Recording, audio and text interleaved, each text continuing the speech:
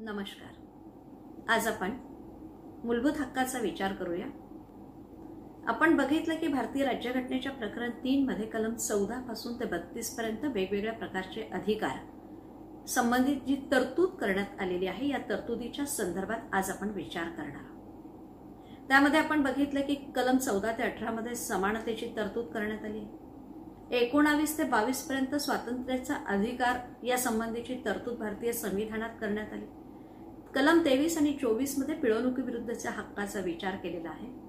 त्यानंतर 25 ते 28 कलमामध्ये धार्मिक स्वातंत्र्याचा विचार आपल्या भारतीय राज्यघटनेमध्ये करण्यात आलेला आहे। याशिवाय आपण बघितलं की कलम 29 आणि 30 मध्ये सांस्कृतिक आणि शैक्षणिक अधिकाराचा विचार केलेला आहे। कलम 31 जे मालमत्तेच्या संदर्भात होतं ते आता राहिलंय का? नाही। 1978 मध्ये कितवी घटना दुरुस्ती? 44व्या घटना दुरुस्तीने ते रद्द करण्यात आलेला आहे। आणि जो कलम 31 मधला अधिकार आता रद्द झाला। कलम 32 चा जर विचार केला तर आपण पाहतो की कलम 32 मध्ये आपल्याला घटनात्मक उपाययोजना, ज्याला आपण सनदशीर उपायांचे हक्कही म्हणू शकतो, अशा प्रकारे आपल्याला 6 अधिकार आजच्या तारखेला आहेत। आता हे जे अधिकार आहे या संबंधीच्या ज्या तरतुदी आपल्या भारतीय राज्यघटनेमध्ये करण्यात आलेल्या आहेत, त्यामधील पहिल्या समानतेच्या हक्काच्या संदर्भात आज आपण विचार करणार आहोत। आता समानतेचा अधिकार हा कितव्या कलमात दिलाय? कलम 14 पासून ते 18 पर्यंत, म्हणजे एकूण 5 कलम हे समानतेच्या संदर्भामध्ये आहे। मग या जे 5 कलम म्हणजे कलम 14 ते 18 या संबंधीचा विचार आपण करणार आहोत। आता समानतेचा अधिकार जेव्हा भारतीय राज्यघटनेत करण्यात आला किंवा त्या संबंधीची तरतूद भारतीय राज्यघटनेत करण्यात आली, तर मित्रांनो याची गरज का भासली याचाही विचार करणं गरजेचं आहे। मग याचा जर विचार केला तर थोडीशी आपल्याला आपल्या भारताची पार्श्वभूमी जाणून घेणं आवश्यक आहे। आपल्या भारतीय परिस्थितीचा जर आपण विचार केला तर आपल्या लक्षात येतं की आपल्या भारतामध्ये जातीच्या आधारावर किंवा आर्थिक परिस्थितीच्या आधारावर विषमता निर्माण झालेली। मग समाजामध्ये काही व्यक्तींना श्रेष्ठ आणि काहींना कनिष्ठ हे जातीच्या आधारावर मानलं गेलं। आणि आर्थिक परिस्थितीचा जर विचार केला तर समाजामध्ये काही व्यक्ती श्रीमंत आणि काही गरीब आहे, यांच्यामध्ये असलेला जो भेद आहे, हा भेद आपणच निर्माण केलेला आहे। हा भेद नष्ट करणं ही या ठिकाणी समानतेच्या अपेक्षा। मित्रांनो, अगदी दैनंदिन जीवनामध्ये आपण समानतेचा विचार केला ना की आपल्या असं लक्षात येतं समानतेचा अर्थ सारखेपणा असेल। पण सारखेपणा कोणत्या बाबतीत? ज्या बाबतीमध्ये मानवाने विषमता निर्माण केली आहे त्या बाबतीत। आपण बघतो की निसर्गाने काही विषमता निर्माण केलेली आहे। जसं काही व्यक्तींना उंच बनवलंय, काहींना ठेंगू बनवलं। काही व्यक्ती आपल्याला समाजामध्ये गोऱ्या पाहायला मिळतात तर काही व्यक्ती काळ्या पाहायला मिळतात। समाजामध्ये काही व्यक्ती अति बुद्धिमान आणि हुशारही पाहायला मिळतात, ज्या काही ओरिजिनल म्हणजे जन्मतःच त्या हुशार असतात, तर काही व्यक्ती मात्र आपण पाहतो कमी बुद्धीच्या असतात। आता ही विषमता तुम्ही आम्ही निर्माण केली का? नाही ना। मग ही विषमता कोणी निर्माण केली? निसर्गतःच, म्हणजे जन्मतःच काही गोष्टी आपल्याला प्राप्त झालेल्या असतात। मग ज्या जन्मतः म्हणजे निसर्गतः प्राप्त असलेल्या ज्या गोष्टी आहे याच्यामध्ये आपण समानता आणू शकणार का? नाही। आपण जी समानता आणण्याची भाषा किंवा विचार करतोय ना, म्हणजे घटनेमध्ये जी तरतूद करण्यात आली आहे ही समानता कोणती? ज्या बाबतीत मानवाने विषमता निर्माण केली। मग आता मानवाने विषमता कोणत्या बाबतीत निर्माण केली जर याचा विचार केला तर बघा मित्रांनो, आपण पैशांच्या आधारावर श्रीमंत आणि गरीब हा जो भेद केला तो आपल्याला इथे कमी करायचा आहे। जातीच्या आधारावर आपण काय केलंय? कुणाला श्रेष्ठ आणि कुणाला कनिष्ठ म्हटलंय। ही जी विषमता आहे सामाजिक, ती आपल्याला नष्ट करायची। दुसरी गोष्ट आपण पाहतो, काही व्यक्ती शिकलेले असतात, त्या स्वतःला वेगळ्या मानतात आणि अशिक्षित व्यक्तीकडे पाहण्याचा त्यांचा दृष्टिकोन वेगळा असतो। असंही काही वेळेस आपल्याला समाजामध्ये पाहायला मिळतं। म्हणून सुशिक्षित आणि अशिक्षित हा जो भेद मानवाने निर्माण केलाय, या मानवाने निर्माण केलेल्या ज्या ज्या काही विषमता आहे किंवा ही जी काही असमानता आहे, या असमानतेमध्ये समानता आणणे हा या घटनात्मक तरतुदीचा अर्थ आहे। आता घटनात्मक तरतुदीच्या संदर्भात जेव्हा आपण विचार करतो ना समानतेच्या, आपली उद्देशपत्रिका जर आपण अभ्यासली तर या उद्देशपत्रिकेमध्ये समानता हे आपलं उद्दिष्ट आहे। पण ही समानता दर्जा आणि संधीच्या बाबतीत असलेली समानता आहे। म्हणून या दर्जा आणि संधीच्या बाबतीतल्या असलेल्या समानतेची आपल्याला पहिल्यांदाच झलक कुठे पाहायला मिळते? म्हणजे पहिल्यांदाच ती गोष्ट आपल्याला उद्देशपत्रिकेतच पाहायला मिळते। भारतीय राज्यघटनेच्या कलम 14 मध्ये समानतेच्या तत्वाचा विचार केलेला आहे। मग आता ही समानता कशाच्या संदर्भात आहे? कायद्याच्या संदर्भात असलेली समानतेची तरतूद आपल्या भारतीय राज्यघटनेच्या कलम 14 मध्ये करण्यात आली। मग आता कलम 14 मधल्या तरतुदीचा विचार केला तर कायद्याचं राज्य ही गोष्ट आपल्या लक्षात येते की कायदा हा सुप्रीम असेल, म्हणजे सर्वात श्रेष्ठ काय असेल, कायदा असेल, आणि कायद्यासमोर सर्व व्यक्ती ह्या समान असतील. मग आता कायद्यासमोर सर्व व्यक्ती समान असतील म्हणजे मग आता आपण निवडलेले काही प्रतिनिधी असतात, म्हणजे तो शासक असतो, आणि आपण शासित म्हणजे आपल्यावर ते राज्य करतात, कारण आपणच निवडलेले प्रतिनिधी आहेत आणि आपल्यावर ते राज्य करतात. म्हणून निवडलेले प्रतिनिधी श्रेष्ठ आहेत का?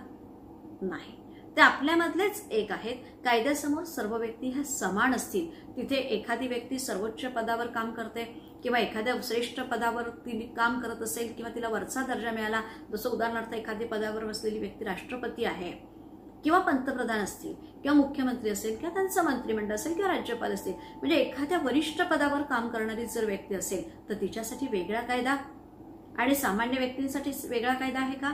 तर नाही. या 14व्या कलमामध्ये अशी तरतूद करण्यात आली आहे की कायद्यासमोर सर्व व्यक्ती या समान असतील, मग ती कोणत्याही पदावर काम करणारी असो, ती शहरात राहणारी असेल किंवा ग्रामीण भागातील असेल, ती श्रीमंत असेल किंवा गरीब असेल, ती शिक्षित असेल किंवा अशिक्षित असेल, ती स्त्री असेल किंवा पुरुष असेल, सर्वांसाठी कायदा हा समान असेल. अशा प्रकारची तरतूद भारतीय राज्यघटनेच्या कलम 14 मध्ये करण्यात आली. मित्रांनो, ही रूल ऑफ लॉची जी कन्सेप्ट आहे, म्हणजे कायद्याचं अधिराज्य जे आपण म्हणतो ना, या कायद्याच्या अधिराज्याची जर कल्पना आपण कोणत्या देशाकडनं स्वीकारली असेल तर ती इंग्लंडकडनं स्वीकारली. कारण इंग्लंडमध्ये एव्ही डायसी यांनी कायद्याच्या अधिराज्याची संकल्पना मांडलेली होती आणि ती संकल्पनाच आज आपण पाहतो आपल्या भारतामध्ये आपण स्वीकृत केलेली आहे. म्हणून भारतीय राज्यघटनेच्या कलम 14(1) मध्ये जी तरतूद आहे, कायद्यासमोर सर्व व्यक्ती या कशा असतील, समान असतील, त्यामध्ये श्रेष्ठ कनिष्ठ असा भेदभाव करता येणार नाही. म्हणजे सर्वांसाठीची ही तरतूद जनरल सामान्य असा हा विचार मांडलेला आहे. निगेटिव्ह आहे, नकारात्मक स्वरूपाचा आहे. पण याच्यानंतर आपण बघतो की 1970 नंतर जसजशी परिस्थिती बदलत गेली ना, मग त्या ठिकाणी सर्वोच्च न्यायालयासमोरच्या काही केसेस आल्या आणि त्या केसेस नंतर निर्णय देताना त्यांच्या असं लक्षात आलं की कायद्यासमोर सर्व व्यक्ती समान आहेत असा आपण विचार करतो. मग तो शासक असेल त्यांच्यासाठी तोच कायदा, जी प्रशासित म्हणजे जनता असेल त्यांच्यासाठी तोच कायदा असेल. आणि म्हणून आपण जर सिंबॉलिक चित्र बघितलं तर आपण न्यायदेवता बघतो. न्यायदेवताच्या डोळ्यावर काय आहे, पट्टी बांधलेली आहे. पट्टी बांधण्याचा मागचाच उद्देश आहे की याच्यामध्ये त्या भेदभाव करत नाहीत, सर्व व्यक्तींसाठी समान न्यायाची तरतूद आहे, हे प्रतीकच त्यातनं दाखवतं आपल्याला. आता ही झाली 14(1) मधली बाब. पण 14(2) जर विचार केला तर आपण इथे बघतो की आपल्याला जे अधिकार मिळाले त्या अधिकारांचं संरक्षण पण झालं पाहिजे. कायद्यासमोर सर्व व्यक्ती समान आहेत, पण कायद्यासमोर समान असताना समाजामध्ये जो दुर्बल घटक आहे किंवा ज्याचा अजून विकास झालेला नाही अशांसाठी काही प्रोव्हिजन असल्या पाहिजे. आज आपण पाहतो की स्त्रियांसाठीच्या काही राखीव जागेंची तरतूद आहे. मग असा प्रश्न निर्माण होतो की मग राखीव जागा स्त्रियांना दिल्या याचा अर्थ कुठेतरी आपण समानतेच्या विरोधात जातोय का? मग कायदा सर्वांसाठी सारखा नाही का? तर मित्रांनो, आपल्या भारतीय राज्यघटनेमध्ये 1970 नंतर जे नवीन विचार आला की ज्या आपल्याला जर प्रवाह म्हणजे विकास करायचा असेल, देशाला प्रगतीकडे जर न्यायचं असेल तर केवळ कायद्यासमोर समान मानून इथे चालणार नाही. म्हणून समाजामध्ये राहिलेला जो दुर्बल घटक आहे त्यांच्यासाठी विशेष तरतुदी केल्या पाहिजे, मग ती स्त्री असेल किंवा बालक असेल. मित्रांनो, आपल्याला जर सगळ्यांची परीक्षा घ्यायची असं ठरवलं, मग FY पासून TY पर्यंत म्हणा, MA पर्यंतची म्हणा, म्हणजे UG आणि PGची परीक्षा घ्यायची. मग आपण पेपर वेगळे काढतात की नाही, काढणार की नाही, आणि काढणं योग्य आहे की नाही हे ठरवा. म्हणजे याचा अर्थ एकच नियम सर्वांना लागू करता येत नाही. त्यांचा वयाचा विचार म्हणा किंवा इतर परिस्थितीचा विचार करून, त्यांच्या वयाचा म्हणा आणि गुणवत्तेचा विचार करून आपल्याला जसा वेगवेगळा पेपर सेट करणं आवश्यक आहे. तसंच कायद्याच्या बाबतीत राज्यघटनेच्या कलम 14(2) मध्ये आपल्याला जो कायद्यासमोर समानतेचा अधिकार आहे ना, त्याच्या संरक्षणाची सुद्धा तरतूद केलेली आहे. हा सकारात्मक दृष्टिकोन, पॉझिटिव्ह व्ह्यू, म्हणजे देशाच्या विकासाच्या दृष्टिकोनातून केलेला जो विचार आहे, विधायक विचार आहे, हा विचार सुद्धा या ठिकाणी आपल्याला पाहायला मिळतो. म्हणून अशा प्रकारे भारतीय राज्यघटनेमध्ये कलम 14 मध्ये कायद्यासमोर समानता देत असताना तिथे भेदाभेद केलेला नाही. मग ती कितीही वरच्या पदावर काम करणारी असो किंवा सामान्य व्यक्ती असो, या सर्व व्यक्ती कायद्यासमोर समान असतील. पण मित्रांनो, लक्षात घ्या की जर एखादा गुन्हा केलेला आहे, आता गुन्हा करणारी व्यक्ती राष्ट्रपती असेल किंवा मी असेल, तर दोघांनी एकच समान अगदी गुन्हा केलाय तर दोघांना शिक्षा सारखी पाहिजे की वेगळी पाहिजे? सारखी ना.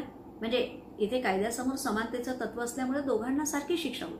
पण आता एखादा विद्यार्थी 12-13 वर्षाचा आहे आणि अजून तो बालक आहे, त्याला अजून यातलं माहीत नाही आणि त्याने जर चूक केली असेल तर त्याच्या शिक्षेमध्ये आणि मी जर चूक केली तर माझ्या शिक्षेमध्ये फरक असतो की नाही?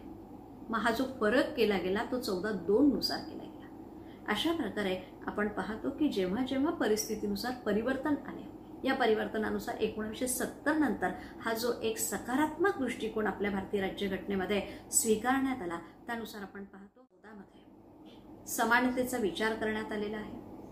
पण कायद्यासमोरची समानता इथे आपण पाहिली की भारतीय राज्यघटनेमध्ये या संबंधीची तरतूद करण्यात आली आणि 14(1) मध्ये आपल्याला समानतेच्या संदर्भामध्ये कायद्याचंच राज्य असेल, कायद्याच्या राज्य म्हणजे सर्व व्यक्तींसाठी समान कायदा असेल, यामध्ये भेदाभेद करता येणार नाही अशी तरतूद करण्यात आली। आणि 14(2) मध्ये जी तरतूद आहे ती कशाच्या संदर्भात आहे तर आपल्या समानतेच्या अधिकाराच्या संरक्षणाची। म्हणून कायद्यासमोर सर्व व्यक्ती समान आहे, पण जिथे मात्र ज्या व्यक्तींचा अजून प्रगती झालेली नाही, विकास झाला नाही, ती विकासाच्या प्रवाहात आलेली नाही, अशा व्यक्तींना विकासाच्या प्रवाहात आणण्यासाठी काही स्पेशल प्रोव्हिजन्स किंवा त्यांना वर्गीकृत करणं अत्यंत आवश्यक आहे। हा विचार कशामध्ये आलाय? 14(2) मध्ये आलाय। अशा प्रकारे या भागामध्ये आपण मूलभूत हक्काचा विचार केलेला आहे। या पुढील भागामध्ये आपण कलम 15चा विचार करणार आहोत।